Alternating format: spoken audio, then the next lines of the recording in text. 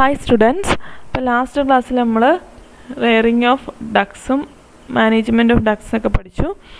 ഈ ക്ലാസ്സിൽ നമുക്ക് റെയറിംഗ് ഓഫ് ടർക്കീസ് സ്റ്റാർട്ട് ചെയ്യാം.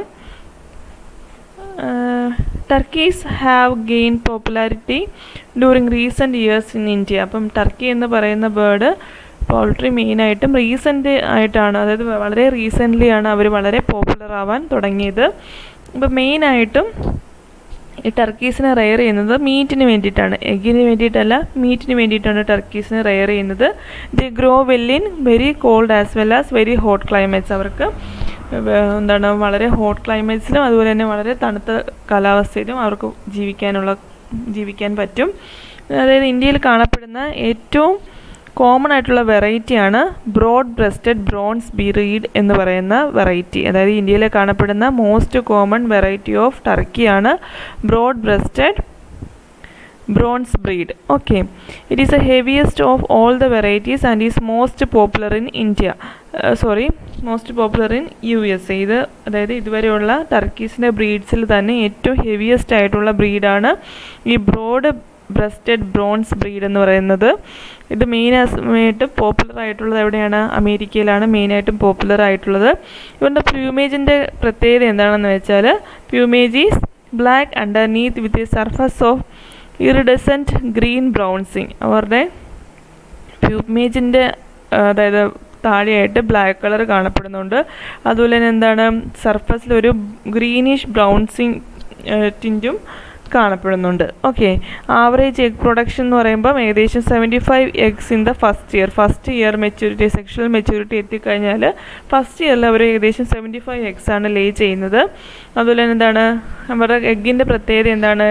എഗ്ഗിൻ്റെ കളർ എന്ന് പറയുന്നത് വൈറ്റ് മോൾട്ടഡ് വിത്ത് ബ്രൗൺ, അതായത് വൈറ്റും അതുപോലെ തന്നെ ബ്രൗണും ഇതിൻ്റെ രണ്ടിൻ്റെ മിക്സ് ആയിട്ടാണ് അവരുടെ എഗ്ഗ് കാണപ്പെടുന്നത്. പിന്നെ ഫീമെയിൽ എഗ്സിൻ്റെ വെയിറ്റ് ഏകദേശം 11 kg ആണ്. അപ്പം ഫീമെയിൽ എഗ്സ് എന്ന് പറയുന്നത് അത്യാവശ്യം നല്ല വലിപ്പമുള്ളതാണ്. നമ്മൾ ഹെൻസിൻ്റെ കേസിലെല്ലാം പഠിച്ചല്ലോ, ബ്രോയിലേഴ്സിൻ്റെ കേസിൽ മാക്സിമം വെയിറ്റ് ഏകദേശം 4.5 kg വരത്തുള്ളൂ. പക്ഷേ ഇവിടെ ടർക്കീസിൻ്റെ കേസിൽ ഏകദേശം 11 kg ആണ് അവരുടെ വെയിറ്റ് വരുന്നത്. അപ്പോൾ തന്നെ നമുക്ക് മനസ്സിലാവും ഇവരെ മെയിനായിട്ടും റെയർ ചെയ്യുന്നത് മീറ്റ് പ്രൊഡക്ഷന് വേണ്ടിയിട്ടാണ്. ഓക്കെ, അത്രയാണ് റെയറിംഗ് ഓഫ് ടർക്കീസിൽ പറയാനുള്ളത്. മെയിൻ പോയിൻറ്റ്സ് മാത്രമേ ഞാൻ പറയുന്നുള്ളൂ. ഇനി അവരുടെ മാനേജ്മെൻറ്റ് നോക്കാം. Management of turkeys. Okay, the reproductive potential of the turkey is relatively low, particularly with heavier breeds. അപ്പോൾ ഹെവിയർ ബ്രീഡ്സ് ആകുമ്പോൾ അവർക്ക് എന്താണ് പ്രത്യേകത?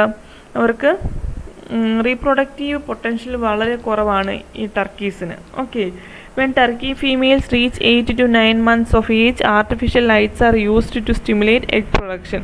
When turkey females 8 to 9 months age ആവുമ്പോൾ ആർട്ടിഫിഷ്യൽ ലൈറ്റ്സ് ഉപയോഗിച്ചിട്ട് എഗ് പ്രൊഡക്ഷനെ സ്റ്റിമുലേറ്റ് ചെയ്യുകയാണ് ചെയ്യുന്നത്. Okay, artificial fertilization is also practised in turkey breeding. അപ്പോൾ ടർക്കി ബ്രീഡിങ്ങിനായിട്ട് അവർ ആർട്ടിഫിഷ്യൽ സിസ്റ്റമാണ് യൂസ് ചെയ്യുന്നത്. ഇത് മെയിനായിട്ടും ലാർജ് സ്കെയിലിൽ ടർക്കീസിനെ വളർത്തുന്നവരാണ് ഇത് ചെയ്യുന്നത്.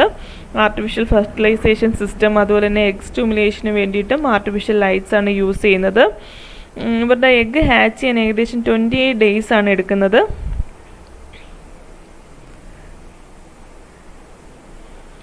അതുപോലെ തന്നെ പ്രോഫിറ്റ് കിട്ടുന്നതിന് വേണ്ടി, for maximum profit, turkey should be marketed by the time they are 20 to 26 weeks of age. അതായത് മാക്സിമം പ്രോഫിറ്റ് കിട്ടാൻ വേണ്ടിയിട്ട് ടർക്കീസിന് 20 to 26 weeks ആകുമ്പോഴാണ് മെയിനായിട്ട് നമ്മൾ മാർക്കറ്റ് ചെയ്യുന്നത്. ഓക്കെ, അതുപോലെ തന്നെ ഇവരുടെ ഫാറ്റ് ഗ്രേഡ് ഡിറ്റർമിൻ ചെയ്യുന്നത് അവരുടെ ബ്രസ്റ്റ് സ്കിന്നിലുള്ള തിക്നെസ് വെച്ചിട്ടാണ്. Fat grade is determined by the thickness of the fold of breast skin. അതായത് ബ്രസ്റ്റ് സ്കിന്നിൻ്റെ ുള്ള ഫോൾഡിൻ്റെ തിക്നെസ് വെച്ചിട്ടാണ് നമ്മൾ ഇവരുടെ ഫാറ്റ് ഗ്രേഡ് പറയുന്നത്. ഓക്കെ, അതുപോലെ ഇത് മെയിനായിട്ടും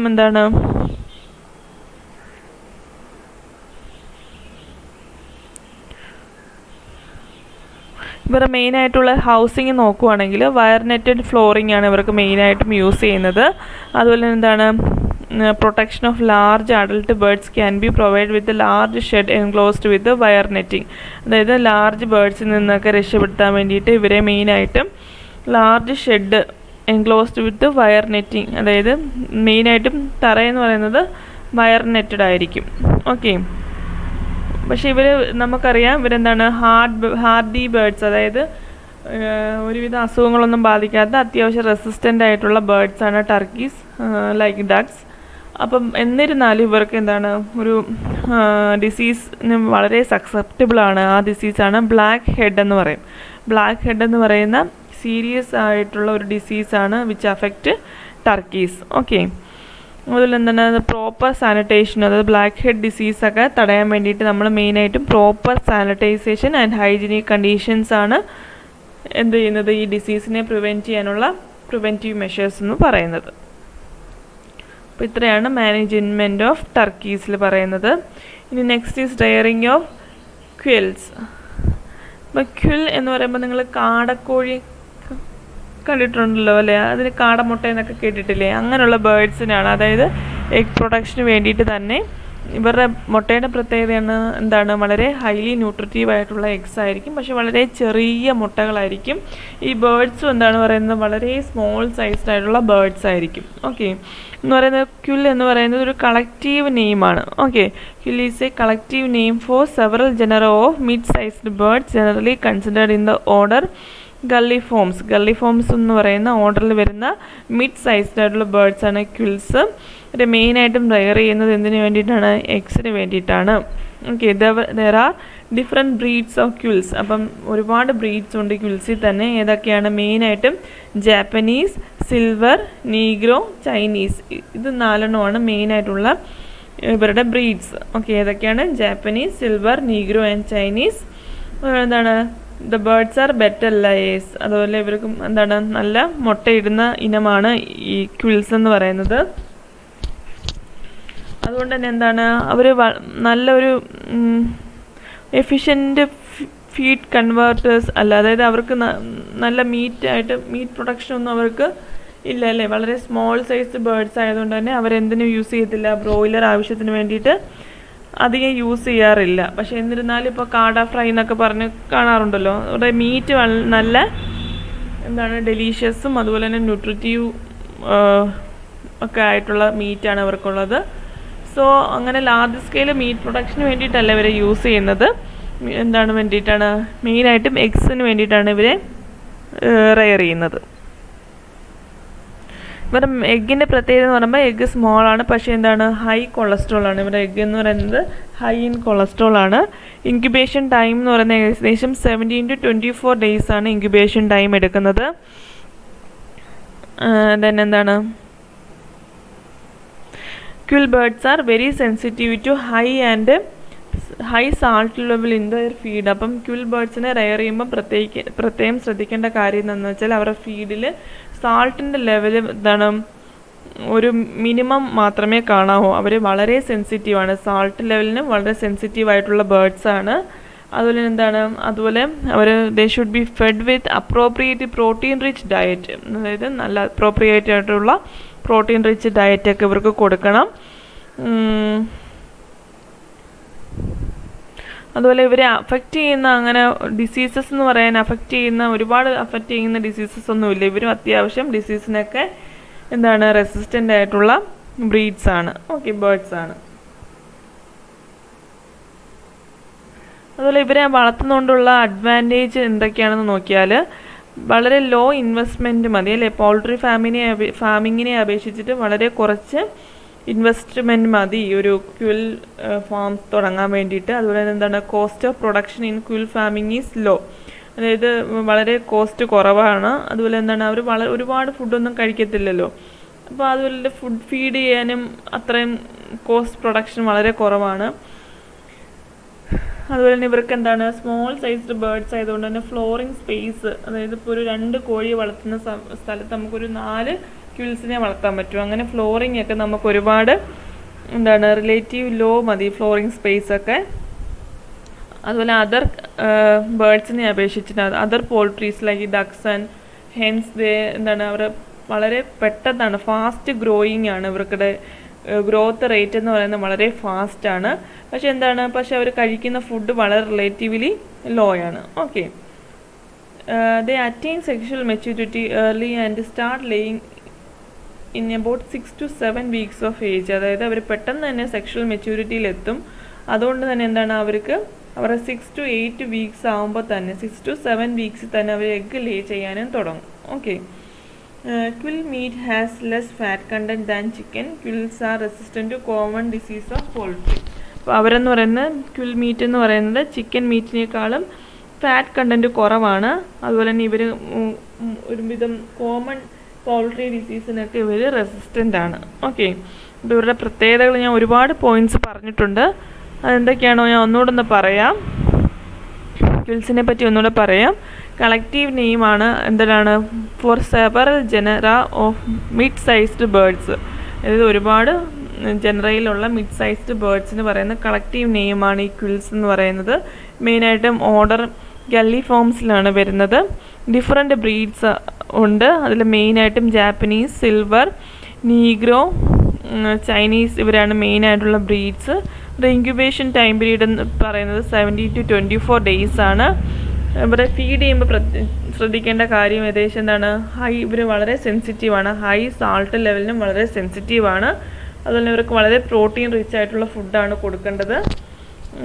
പിന്നെ ഇവരെ വളർത്തുന്നതുകൊണ്ടുള്ള അഡ്വാൻറ്റേജസ് എന്തൊക്കെയാണെന്ന് നോക്കിയാൽ എന്താണ് മറ്റ് ബേർഡ്സ് പോൾട്രീസിനെ അപേക്ഷിച്ച് ഇവർക്ക് ഫ്ലോറിങ് സ്പേസ് വളരെ കുറച്ച് മിനിമം ഫ്ലോറിങ് സ്പേസ് മതി. അതുപോലെ തന്നെ എന്താണ് ലോ ഇൻവെസ്റ്റ്മെൻറ്റ് മതി. കോസ്റ്റ് ഓഫ് പ്രൊഡക്ഷനും കുറവാണ്. പിന്നെ എന്താണ് ഇവർ വളരെ ഫാസ്റ്റായിട്ട് ഗ്രോ ചെയ്യും. അതുകൊണ്ട് തന്നെ എന്താണ് സെക്ഷൽ മെച്യൂരിറ്റിയിലും വളരെ ഫാസ്റ്റായിട്ട് തന്നെ സെക്ഷൽ മെച്യൂരിറ്റിയിലും എത്തും. അതുകൊണ്ട് തന്നെ എന്താണ് 6 to 7 വീക്സിൽ തന്നെ അവർ എഗ്ഗ് ലേ ചെയ്യാൻ സ്റ്റാർട്ട് ചെയ്യും. ഓക്കെ. പിന്നെ പറഞ്ഞാൽ ക്വിൽ മീറ്റ് എന്ന് പറയുന്നത് ചിക്കൻ മീറ്റിനേക്കാളും ഫാറ്റ് കണ്ടൻറ്റ് കുറഞ്ഞതാണ്. അതുതന്നെ ഇവരെന്താണ് ഓൾമോസ്റ്റ് എല്ലാ ഡിസീസസിനും റെസിസ്റ്റൻ്റ് ആണ്. ഓക്കെ. ഇത്രയാണ് റെയറിങ് ഓഫ് ക്വിൽസിൽ പറയാനുള്ളത്. നമ്മൾ ലാസ്റ്റ് ടോപ്പിക്കാണെന്ന് പറയുന്നത് ഡിസീസസ് ഓഫ് പൗൾട്രി. അപ്പോൾ ഇതിൽ വരുന്ന ലാസ്റ്റ് പൗൾട്രി ബ്രീഡിങ്ങിൽ വരുന്ന ലാസ്റ്റ് ടോപ്പിക്കാണ് ഡിസീസസ് ഓഫ് പൗൾട്രി. അപ്പം നമുക്കറിയാമല്ലേ the birds are susceptible to infection and parasitic diseases at times. Season അനുസരിച്ച് ഈ ബേർഡ്സിനെ പല ഡിസീസസും ബാധിക്കാറുണ്ട്. അതെന്താണ് മെയിനായിട്ട് എന്താണ് അതിന് കാരണം? May be due to overcrowding and lack of cleanness, അല്ലെ ഹൈജീനിക് അല്ലാത്തത് കാരണവും അതുപോലെ തന്നെ ഒരുപാട് ഓവർ ക്രൗഡഡ് ആയിട്ടുള്ള ബേർഡ്സും എല്ലാം എന്തിന് കാരണമാവുന്നുണ്ട്? ഈ പൗൾട്രി ഡിസീസസിന് കാരണമാവുന്നുണ്ട് അല്ലേ. ഇപ്പം ഒരു സിക്ക് ബേർഡിനെ എങ്ങനെ നമുക്ക് അറിയാൻ പറ്റുന്നത്? ഒരു ബേർഡ് സിക്കാണെന്ന്. അതിൻ്റെ സിംറ്റംസ് എന്തൊക്കെയാണ്? Loss of appetite, dullness, rise in temperature, pale comb and wattles. അതായത് മെയിനായിട്ട് എന്താ നമുക്കറിയാമല്ലേ ഈ കോഴിക്കൊക്കെ അസുഖം വന്നാൽ അതിങ്ങനെ കൂനിപ്പിടച്ചിരിക്കും അല്ലേ, വളരെ ടയേർഡായിട്ട് ഫുഡൊന്നും കഴിക്കാതെ അതൊരു ബോഡി ടെമ്പറേച്ചറൊക്കെ എന്താണ് കൂടുകയും അതിൻ്റെ കോമ്പിൻ്റെ കളറൊക്കെ ഒന്ന് ചേഞ്ച് ചെയ്യുകയൊക്കെ ചെയ്യുമ്പോൾ നമുക്ക് അറിയാൻ പറ്റും ആ ബേർഡ് സിക്കാണെന്ന്. പിന്നെന്താണ് normal rectal temperature of A healthy chicken varies between 40.5 to 43 degrees Celsius with an average of 42 degrees Celsius. അതായത് ഒരു ചിക്കൻ എടുക്കുകയാണെങ്കിൽ അവരുടെ ആവറേജ് ബോഡി ടെമ്പറേച്ചർ എന്ന് പറയുന്നത് 42 degrees Celsius ആയിരിക്കും. അതുപോലെ എന്താണ് നോർമൽ റെസ്പിറേഷൻ റേറ്റ് എന്ന് പറയുന്നത് 50 to 30 per minute ആയിരിക്കും. 15 to 30 per minute ആയിരിക്കും റെസ്പിറേഷൻ റേറ്റ്.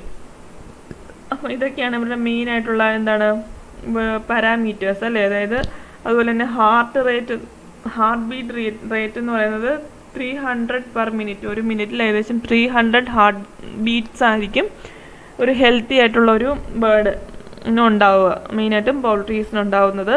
അപ്പോൾ ഇതിലൊക്കെ ഉള്ള വ്യത്യാസം വെച്ചിട്ട് നമുക്ക് എന്താ പറയാൻ പറ്റും, ഇവർ ഈ ബേർഡ് ഡിസീസ്ഡ് ആണോ അല്ലയോ എന്ന് നമുക്ക് അറിയാൻ പറ്റും. അപ്പോൾ monitoring of these parameters may be helpful in early detection of the diseases. Okay. അപ്പം ഏർലി ഡിറ്റക്ഷൻ ഓഫ് ഡിസീസിന് വേണ്ടിയിട്ട് ഈ മോണിറ്ററിങ് പാരാമീറ്റേഴ്സ് നമ്മളെ ഹെൽപ്പ് ചെയ്യും. ഓക്കെ.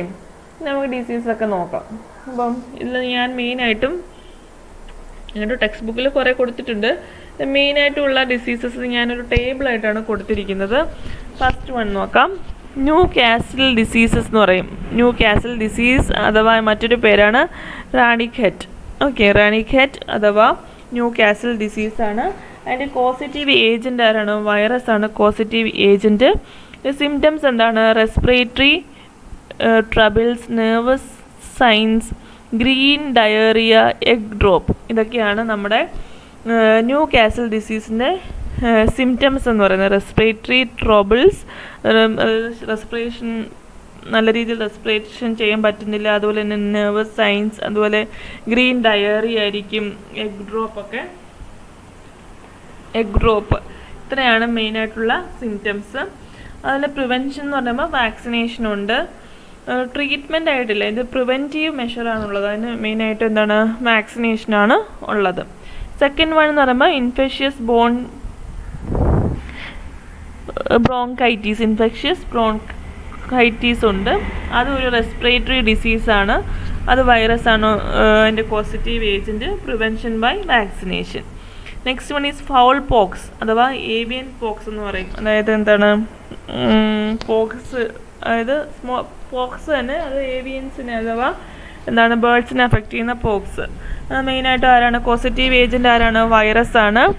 എന്താണ് ഇവിടെ സംഭവിക്കുന്നത്? Lesions on comb, wattle and face. എന്താണ് ഈ ലെഷൻസ്? അതായത് നമ്മുടെ സ്മോൾ പോക്സ് ഒക്കെ വരുന്ന പോലെ തന്നെ ലെഷൻസ് കാണും മുഖത്തും, അതുപോലെ തന്നെ എന്താണ് കോമ്പിലും ഒക്കെ.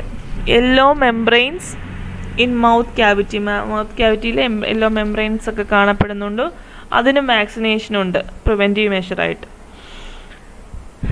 ഈ fourth one is chronic respiratory diseases. മെയിനായിട്ട് ഉണ്ടാക്കുന്നവരാണ് മൈക്കോപ്ലാസ്മയാണ്, റെസ്പിറേറ്ററി ഡിസീസാണ്. അതിന് പ്രിവെൻറ്റീവ് മെഷർ എന്ന് പറയുന്നത് സാനിറ്റേഷൻ, അതുപോലെ തന്നെ എന്താണ് മോണിറ്ററിങ് യൂസ് ഓഫ്, അതായത് ഈ മൈക്കോപ്ലാസ്മ ഫ്രീ ആയിട്ടുള്ള ഫ്ലോക്സിനെ യൂസ് ചെയ്യുക എന്നൊക്കെയാണ് അതിൻ്റെ പ്രിവെൻറ്റീവ് മെഷർ. ഓക്കെ, ഇനി next one is avian encephalomyelitis. Okay, avian encephalomyelitis ആണ്. അത് വൈറസാണ് പോസിറ്റീവ് ഏജൻറ്റ്. അതിൻ്റെ സിംറ്റം എന്താണ്? പാരാലിസിസ്, അതുപോലെ തന്നെ നെർവസ് ട്രിമോസ് ആണ്.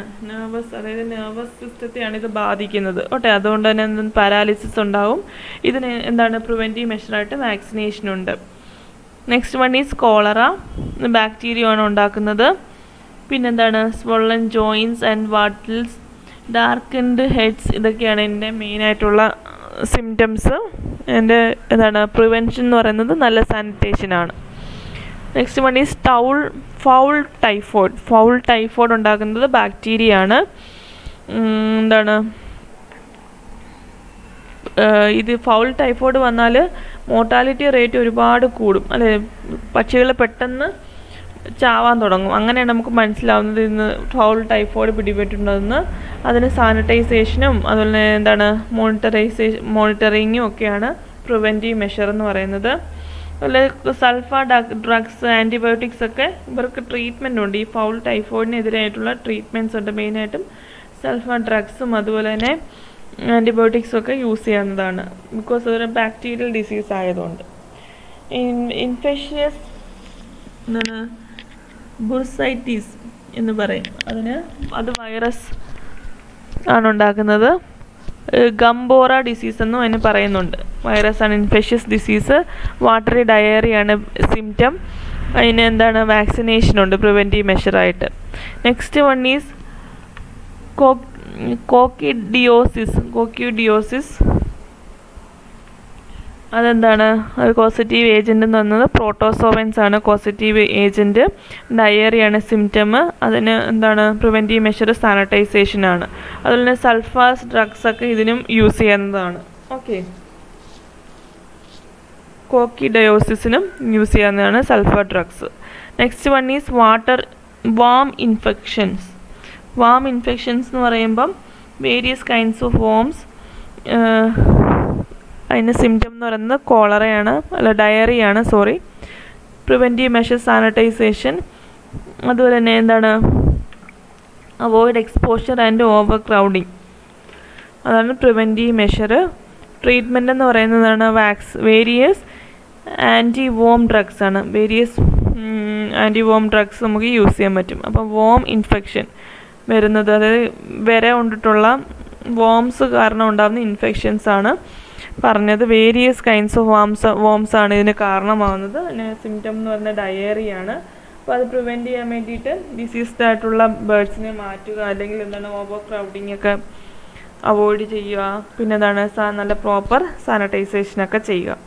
Last one is infectious coryza. Infectious coryza എന്ന് പറയും. അത് ബാക്ടീരിയൽ ഡിസീസാണ്. സിംറ്റം എന്ന് പറഞ്ഞാൽ നേസൽ മ്യൂക്കസ്, സ്വള്ളൻ വാറ്റിൽസ്, അതുപോലെ എന്താണ് റെയിൽസ് ആൻഡ് ഫേസ്. അതായത് മെയിനായിട്ട് ഇത് റെസ്പിറേറ്ററി ഡിസീസസ് ബാക്ടീരിയ ആണ് ഉണ്ടാക്കുന്നത്. അതുപോലെ തന്നെ സിംറ്റം എന്ന് പറയുന്നത് എന്താണ്, ഒരുപാട് നേസൽ മ്യൂക്കസ് ഒക്കെ ഒരുപാട് പ്രൊഡ്യൂസ് ചെയ്യും, വാറ്റിൽസ് ഒക്കെ സ്വള്ളൻ ആവും. പ്രിവെൻറ്റീവ് മെഷർ എന്ന് പറയുമ്പോൾ വാക്സിനേഷനാണ്. അതുപോലെ തന്നെ ഇത് ബാക്ടീരിയൽ ഡിസീസ് ആയതുകൊണ്ട് തന്നെ എന്താണ്, ഇതിന് ആൻറ്റിബയോട്ടിക്സ് അവൈലബിൾ ആണ്. സൾഫാതയാസോൾ എന്നൊക്കെ പറയുന്ന സ്ട്രെപ്റ്റോമൈസിൻ, ടെട്രാസൈക്ലിൻസ് എന്നൊക്കെ പറയുന്ന ആൻറ്റിബയോട്ടിക്സ് നമുക്ക് ഈ ഇൻഫെക്ഷ്യസ് എന്താണ് കൊറൈസയ്ക്ക് എതിരായിട്ട് യൂസ് ചെയ്യാൻ പറ്റും. ഓക്കെ, അപ്പോൾ അത്രയാണ് മെയിനായിട്ടുള്ളത്. ഇപ്പോൾ ഈ ടേബിളിൽ ഞാൻ പറയാത്ത കുറച്ച് ഡിസീസസ് നിങ്ങളുടെ ടെക്സ്റ്റ് ബുക്കിലുണ്ട്, അത് നിങ്ങൾ നോക്കുക. ക്രോണിക് റെസ്പിറേറ്ററി ഡിസീസ് ഞാൻ പറഞ്ഞല്ലോ. ക്രോണിക് റെസ്പിറേറ്ററി ഡിസീസസ് എന്ന് പറയുന്നത് മെയിനായിട്ടും ചിക്കൻസിലും ടർക്കീസിലുമാണ് ഉണ്ടാകുന്നത്. എന്താണ് മെയിനായിട്ടും കഫും നൈസൽ ഡിസ്ചാർജും ഒക്കെ വെച്ചിട്ടാണ് അതിൻ്റെ സിംറ്റംസ് നമുക്ക് മനസ്സിലാവുന്നത്. ഈ ഡിസീസ് കോസ് ചെയ്യുന്ന ഏതാണ് കോസറ്റീവ് ഏജൻറ്റ് എന്ന് പറഞ്ഞാൽ മൈക്കോപ്ലാസ്മ ഗല്ലിനേറം എന്ന് പറയുന്ന ഏജൻ്റാണ്. മൈക്കോപ്ലാസ്മ ഗല്ലിനേറം എന്ന് പറയുന്ന ഏജൻ്റാണ് ഈ ക്രോണിക് റെസ്പിറേറ്ററി ഡിസീസ് ഉണ്ടാക്കുന്നത്. Okay, disease may be transmitted through eggs from infected hence or through contact. ഇത് എങ്ങനെയാണ് എഗ്സിൽ നിന്ന് ട്രാൻസ്മിറ്റ് ചെയ്യുക, അതുപോലെ തന്നെ ഇൻഫെക്റ്റഡ് ഹെൻസിൽ നിന്നൊക്കെ ഇത് ട്രാൻസ്മിറ്റ് ചെയ്യാൻ പറ്റുന്ന ഡിസീസാണ്. പക്ഷേ റിക്കവർ ചെയ്ത ബേർഡ്സ് ചിലപ്പോൾ ഇവരുടെ ക്യാരിയേഴ്സ് ആവാം. പിന്നെന്താണ് ട്രീറ്റ്മെൻറ്റ് എന്ന് പറയുന്നത് ബ്രോഡ് സ്പെക്ട്രം ആൻറ്റിബയോട്ടിക്സ്. അതായത് നമ്മൾ പറഞ്ഞല്ലോ ഇതൊരു മൈക്കോപ്ലാസ്മ എന്ന് പറയുന്ന ബാക്ടീരിയ ആണല്ലോ. അപ്പോൾ അതിനെതിരായിട്ട് നമുക്ക് ബ്രോഡ് സ്പെക്ട്രം ആൻറ്റിബയോട്ടിക്സ് ഒക്കെ നമുക്ക് യൂസ് ചെയ്യുന്നതാണ്. ഓക്കെ, ഫൗൾ കോളറ ഞാൻ പറഞ്ഞോ ഫൗൾ ടൈഫോയിഡ് പറഞ്ഞു അല്ലേ. കോളറ പറഞ്ഞില്ല. കോളറയും പറഞ്ഞല്ലോ, കോളറ പറഞ്ഞു, ഫൗൾ ടൈഫോയിഡ് പറഞ്ഞു, പിന്നെ ട്യൂബർകുലോസിസ് ഞാൻ പറഞ്ഞു.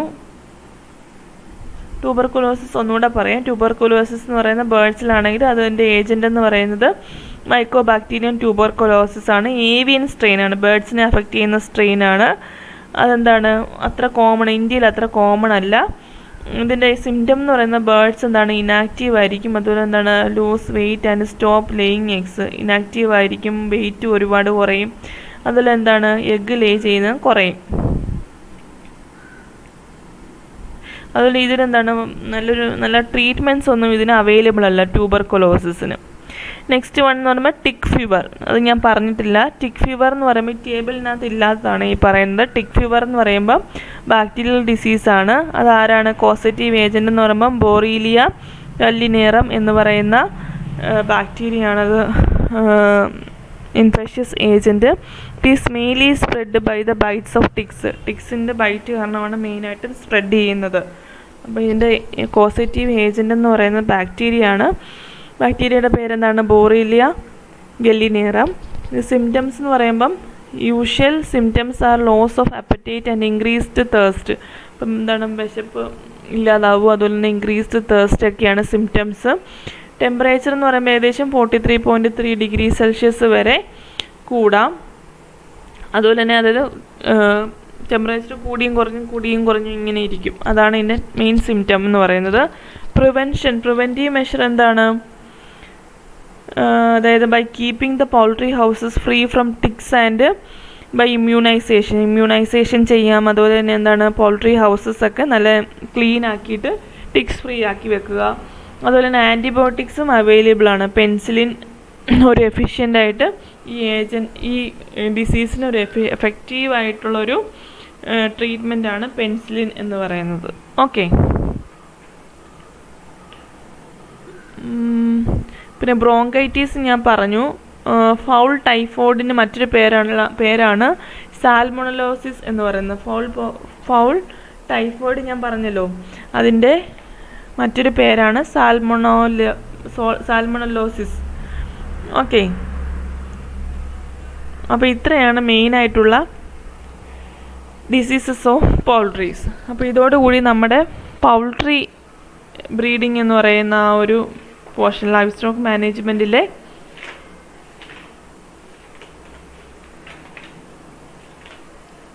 പൗൾട്രി ഫാമിംഗ് എന്ന് പറയുന്ന മെയിൻ ടോപ്പിക്ക് നമ്മൾ കംപ്ലീറ്റ് ചെയ്തിട്ടുണ്ട്. അപ്പോൾ നെക്സ്റ്റ് ക്ലാസ്സിൽ നമുക്ക് പുതിയൊരു ടോപ്പിക്ക് ഡിസ്കസ് ചെയ്യാം. ഓക്കെ.